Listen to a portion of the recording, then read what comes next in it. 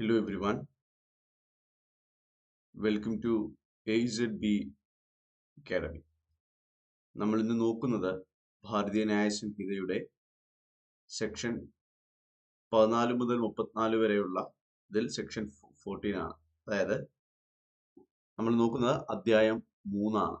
Chapter 3 general exceptions അഥവാ സാമാന്യമായ അപവാദങ്ങൾ.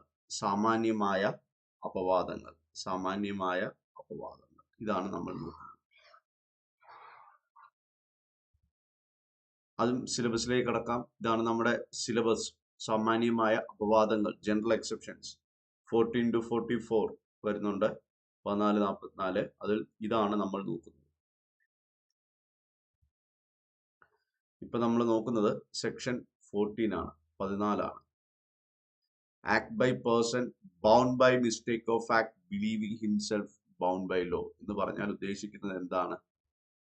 അതായത് നിയമപരമായി, ഇതാണ് BNSലെ ഒറിജിനൽ വാക്യങ്ങൾ.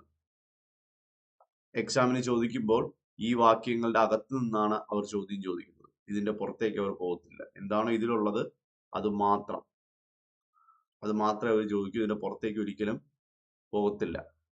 ഇതിന്റെ അകത്ത് നിന്നാണ് ക്വസ്റ്റ്യൻ വരുന്നത്. എന്നാൽ ഇത് എല്ലായ്പ്പോഴും എളുപ്പമായിട്ട് നമുക്ക് തോന്നണമെന്നില്ല. ചിലപ്പോൾ എളുപ്പമാവും, ചിലപ്പം പാടായി വരും. എന്തായാലും നോക്കാം. നിയമപരമായി ബാധ്യസ്ഥനായ വ്യക്തിയാലോ അല്ലെങ്കിൽ വസ്തുതാപരമായ തെറ്റു കാരണമായി താൻ നിയമപരമായി ബാധ്യസ്ഥനാണെന്ന് വിശ്വസിക്കുന്ന വ്യക്തിയാലോ ചെയ്യപ്പെടുന്ന പ്രവൃത്തി. നിയമപരമായി താൻ ബാധ്യസ്ഥനാണ്.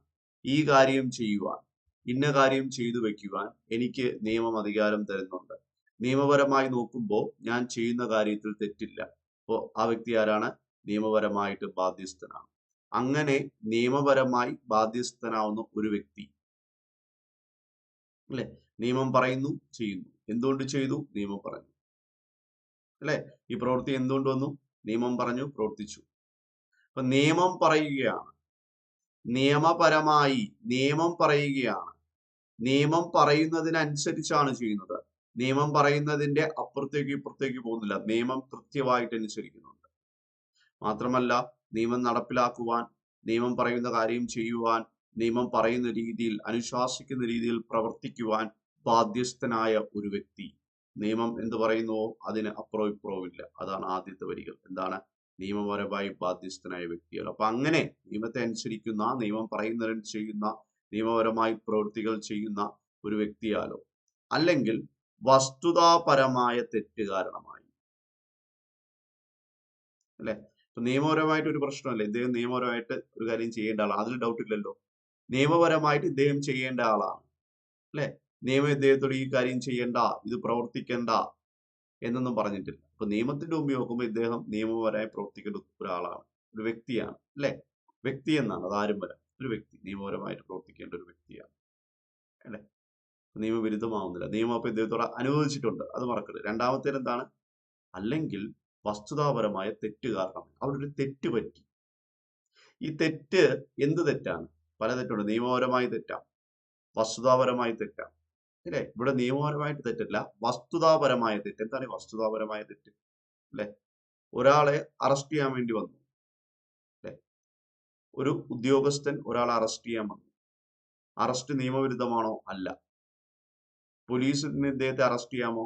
അറസ്റ്റ് ചെയ്യാം. അപ്പൊ പോലീസ് ആരാണ്? നമ്മൾ ആദ്യം പറഞ്ഞ നിയമപരമായി ബാധ്യസ്ഥനായ വ്യക്തി. അപ്പൊ അറസ്റ്റ് എന്ന് പറയുന്നത് നിയമത്തിൽ പറയുന്ന കാര്യം. അറസ്റ്റ് ചെയ്യാൻ വന്നത് ആരാണ്? ഒരു പോലീസ് ഓഫീസറാണ്, ഒരു പോലീസ് ഉദ്യോഗസ്ഥനാണ്, അല്ലെ. അപ്പൊ പോലീസ് ഉദ്യോഗസ്ഥന് അറസ്റ്റ് ചെയ്യാം, അത് നിയമപരമായി പോലീസിന് ചെയ്യാൻ പറ്റുമെന്ന് പറയുന്ന ഒരു കാര്യമാണ്. അറസ്റ്റ് എന്ന് പറയുന്നത് നിയമത്തിലുള്ളതാണ്. അപ്പൊ രണ്ട് കാര്യവും നിയമപരമായ കാര്യമാണ്, അല്ലെ.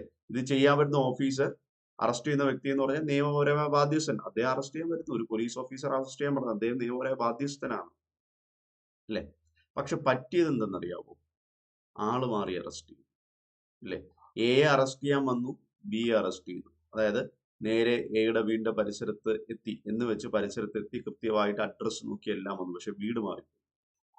എയ്ക്ക് വരാ സെയിം സ്ഥലത്ത് തന്നെയാണ്, അത് മാറ്റമില്ല. അഡ്രസ്സും നോക്കി ആ അഡ്രസ്സിനനുസരിച്ച് തന്നെയാണ് വന്നത്, അതിലും മാറ്റമില്ല. കൂടാതെ അവിടെ ആൾക്കാരുടെ അടുത്ത് കൃത്യമായിട്ട് ചോദിച്ച് അഡ്രസ്സിലെത്തി ചോദിച്ച് ഉറപ്പുവരുത്തി എല്ലാം എന്നിട്ടാണ് വന്ന് പക്ഷേ വീട് മാറി. എ അറസ്റ്റ് ചെയ്തില്ല, ബി അറസ്റ്റ് ചെയ്തു. അപ്പൊ ഇവിടെ തെറ്റ് പറ്റിയോ? തെറ്റ് പറ്റി. തെറ്റ് പറ്റിയോ? പറ്റി. പോലീസ് ഉദ്യോഗസ്ഥന് തെറ്റ് പറ്റിയോ? പറ്റി. ചോദ്യം ഇതാണ്, ഏത് തരത്തിലുള്ള തെറ്റാണ് പറ്റിയത്? നിയമപരമായിട്ടുള്ള തെറ്റാണോ വസ്തുതാപരമായിട്ടുള്ള തെറ്റാണോ? നിയമപരമായി ഇദ്ദേഹത്തിന് തെറ്റിയില്ല. കാരണം എന്താ? അറസ്റ്റ് ചെയ്യാൻ ഒരു പോലീസ് ഉദ്യോഗസ്ഥൻ നിയമപരമായ ബാധ്യസ്ഥനാണ്. അറസ്റ്റ് എന്ന് പറയുന്നത് നിയമപരമായി പറയുന്ന കാര്യമാണ്. രണ്ടിടത്തും തനിക്ക് തെറ്റ് പറ്റിയിട്ടില്ല.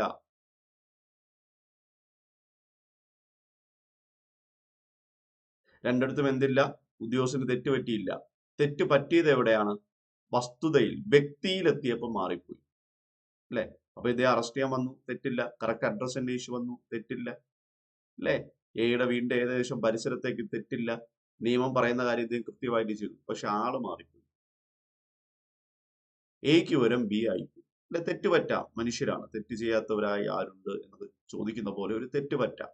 അല്ലെ? അപ്പൊ ഇദ്ദേഹത്തിന് പറ്റിയ തെറ്റ് വസ്തുതാപരമായ തെറ്റാണ്, നിയമപരമായ തെറ്റല്ല. കാരണം നിയമം അറസ്റ്റ് ചെയ്യാൻ പറഞ്ഞു, അത് ചെയ്തു കൂട്ടി. അല്ലെ? മാത്രമല്ല നിയമം ഒരു പോലീസ് ഉദ്യോഗസ്ഥനെ അറസ്റ്റ് ചെയ്യാൻ പറഞ്ഞാൽ ഒരു പോലീസ് ഉദ്യോഗസ്ഥൻ തന്നെയാണ് പുള്ളി. അവിടെ തെറ്റിയില്ല. പക്ഷെ തെറ്റ് പറ്റിയത് വ്യക്തിയെ തെറ്റി. അല്ലെ? ഇന്ന വ്യക്തിയെ അറസ്റ്റ് ചെയ്യണമെന്ന് നിയമത്തിൽ എഴുതി വെച്ചിട്ടുണ്ടോ? കുറ്റം ചെയ്യുന്നവരെ അറസ്റ്റ് ചെയ്യുക. ചിലപ്പോൾ അത് ആള് മാറിപ്പോവാം. അല്ലെ? ചില സമയത്ത് ആള് മാറി ചോദ്യം ചെയ്യാം. വർഷങ്ങൾക്ക് മുമ്പ് ചെന്നൈയിൽ ഒരു സ്ഫോടനം നടന്നു റെയിൽവേ സ്റ്റേഷനിൽ. അപ്പൊ അന്ന് CCTV ദൃശ്യങ്ങൾ പ്രചരിച്ചപ്പോൾ അതിൽ ഒരു വ്യക്തി നടന്നു പോകുന്നതായി കണ്ടു. ചെന്നൈ പോലീസ് അയാളെ പിടിച്ചു ചോദ്യം ചെയ്തു. പിന്നെയാ മനസ്സിലായത് അയാളൊരു പാവ മനുഷ്യനാണ്. സ്ഫോടനം നടക്കണമെന്ന് നടന്നു പോയെന്നേ ഉള്ളൂ. അത് ബോംബിടാനല്ല. പിന്നെ അദ്ദേഹത്തെ വിട്ടയച്ചു. അദ്ദേഹത്തിന് കോടതിയിൽ പോയി തന്നെ അനാവശ്യം അറസ്റ്റ് ചെയ്ത് കേസ് കൊടുക്കാൻ പറ്റില്ല. ഒരു കാര്യം അറിയാൻ വേണ്ടിയാണ്, ഒരു വസ്തുതാപരമായ കാര്യം അറിയാൻ വേണ്ടി വിളിച്ചതാണ്. അല്ലെ? വിളിക്കുന്ന എല്ലാവരും തന്നെ കുറ്റക്കാരാവണമെന്നില്ല. ഇവിടത്തെ എന്താ സംഭവിച്ചത്? ആള് മാറിപ്പോയി. അല്ലെ? അതാണ് വസ്തുതാപരമായ തെറ്റ് കാരണമായി താൻ. അല്ലെ? അപ്പൊ രണ്ട് കാര്യം. ഒന്ന്, നിയമപരമായ ബാധ്യസ്ഥനാണോ? ആണ്. അറസ്റ്റ് നിയമത്തിലുണ്ടുണ്ട്. വസ്തുതാപരമായ തെറ്റ് കാരണമായോ? അതെ, വസ്തുതാപരമായിട്ട് തെറ്റിപ്പോയി. അല്ലെ? കാരണമായി താൻ നിയമപരമായി ബാധ്യസ്ഥനാണെന്ന് വിശ്വസിക്കുന്ന വ്യക്തിയാലോ, താൻ നിയമപരമായി ബാധ്യസ്ഥനാണെന്ന് വിശ്വസിക്കുന്ന വ്യക്തിയാലോ. അല്ലെ? പക്ഷെ ഇദ്ദേഹത്തിന് ഒരു കാര്യം ഉറപ്പാണ്, താൻ നിയമപരമായി ബാധ്യസ്ഥനാണ് അറസ്റ്റ് ചെയ്യാൻ. ഞാൻ ചെയ്തു, അറസ്റ്റ് വാറന്റുമായിട്ട് ഞാൻ വന്നു, ഇദ്ദേഹത്തെ അറസ്റ്റ് ചെയ്യാൻ എനിക്ക് അവകാശമുണ്ട്. അല്ലെ? നിയമം പറയുന്നു, അതിലൊന്നും ഒരു തെറ്റില്ല. അല്ലെ? പക്ഷെ തെറ്റുന്നത് എന്താണ്? വസ്തുതാപരമായ തെറ്റാണ്. അപ്പൊ ഇവിടെ ഈ വാക്കുകൾ നോക്കുക. ഒന്ന്, നിയമപരമായി ബാധ്യസ്ഥനായ വ്യക്തി. രണ്ട്, ഏതാണ്? വസ്തുതാപരമായ തെറ്റ് കാരണമായി താൻ നിയമപര ബാധ്യസ്ഥനാണെന്ന് വിശ്വസിക്കുന്ന പ്രവൃത്തികളുണ്ട്. അല്ലെ? വസ്തുപരമായ തെറ്റി, അറസ്റ്റിന്റെ ആളെ മാറി. എന്നാൽ നിയമപരമായ ബാധ്യസ്ഥനാണ്, ഞാൻ അറസ്റ്റ് ചെയ്തിരിക്കും, ഞാൻ നിയമം പറയുന്ന ചെയ്യും, അങ്ങനെ ബാധ്യസ്ഥനാണെന്ന് പറഞ്ഞ് ചെയ്യുന്ന വ്യക്തികൾ ചെയ്യുന്ന പ്രവൃത്തിയെക്കുറിച്ച് പറയുന്ന സെക്ഷൻ ആണ് സെക്ഷൻ 14. എന്താണ് സെക്ഷൻ 14? അപ്പൊ ഭാരതീയ ന്യായ സംഹിതയുടെ സെക്ഷൻ 14 എന്ന് പറയുന്നു, നിയമപരമായി ബാധ്യസ്ഥനായ വ്യക്തിയാലോ അല്ലെങ്കിൽ വസ്തുതാപരമായ തെറ്റുകാരണമായി താൻ നിയമപരമായി ബാധ്യസ്ഥനാണെന്ന് വിശ്വസിക്കുന്ന വ്യക്തിയാലോ ചെയ്യപ്പെടുന്ന പ്രവൃത്തി. അല്ലെ? അപ്പൊ അങ്ങനെ ഒരു പ്രവൃത്തി ചെയ്താലോ എക്ക് പകരം ബി അറസ്റ്റ് ചെയ്തു. അല്ലെ? അത് ഇവിടെ വിശദമായി പറയുന്നുണ്ട്. നിയമപരമായ ഒരു പ്രവൃത്തി ചെയ്യാൻ ബാധ്യസ്ഥനായ വ്യക്തിയാലോ അല്ലെങ്കിൽ നിയമപരമായ തെറ്റ് കാരണമല്ലാതെ, അതായത് മിസ്റ്റേക്ക് ഓഫ് ലോ അനുവദിക്കത്തില്ല, നിയമപരമായിട്ട് തെറ്റ് അനുവദിക്കത്തില്ല. അറസ്റ്റ് ചെയ്യാൻ പറഞ്ഞാൽ അറസ്റ്റ് ചെയ്തിരിക്കണം. അയ്യോ എനിക്ക് നിയമം അറിയില്ലായിരുന്നു കേട്ടോ, അറസ്റ്റ് ചെയ്യണമെന്നും അത് പോലീസ് ഓഫീസർക്കാണെന്ന് അറിയില്ല, അതൊരിക്കലും നിയമം അനുവദിക്കില്ല. വസ്തുതാപരമായ തെറ്റ് നോക്കാം, എക്ക് പകരം ബി എ മാറി അറസ്റ്റ് ചെയ്യുക, അത് നിയമം നോക്കും, കാരണം അത് വസ്തുതയാണ്. പക്ഷെ അറസ്റ്റ് എന്ന് പറയുന്നത് നിയമപരമായ ഒരു കാര്യമാണ്. അല്ലെ? ഭാരതീയ ന്യായ സംഹിതയിൽ ഇത് പറയുന്നുണ്ട്. അപ്പൊ അറസ്റ്റ് ഒക്കെ എവിടെയാണ് വരുന്നത്? BNSS വരുന്നുണ്ട്. അല്ലെ? BNSS എങ്ങനെ, അല്ലെ നേരത്തെ CRPC കൃത്യമായിട്ട് എന്ത് പറയുന്നുണ്ട്? അറസ്റ്റ് എങ്ങനെ പറയുന്നുണ്ട്. അത് അറിയില്ലെന്ന് ഒരു ഉദ്യോഗസ്ഥനും പറയാൻ പാടില്ല. അയ്യോ എനിക്ക് അറിയില്ലായിരുന്നു കേട്ടോ അറസ്റ്റ് ചെയ്യണമെന്ന്, ഞാനിവിടെ ഡെയിലി വന്നിരിക്കും, യൂണിഫോം ഒക്കെ വന്നിരിക്കും, ശമ്പളം വാങ്ങും, പക്ഷേ എനിക്ക് ഈ അറസ്റ്റ് പോലീസുകാരാണ് ചെയ്യേണ്ടതെന്നും ആണ് അറസ്റ്റ് ചെയ്യേണ്ടതെന്നും ഇതിനെക്കുറിച്ച് എനിക്ക് വലിയ ഗ്രാഹ്യമില്ല എന്ന് പറഞ്ഞാൽ ക്ഷമിക്കില്ല. കാരണം അത് നിയമപരമായ തെറ്റാണ്.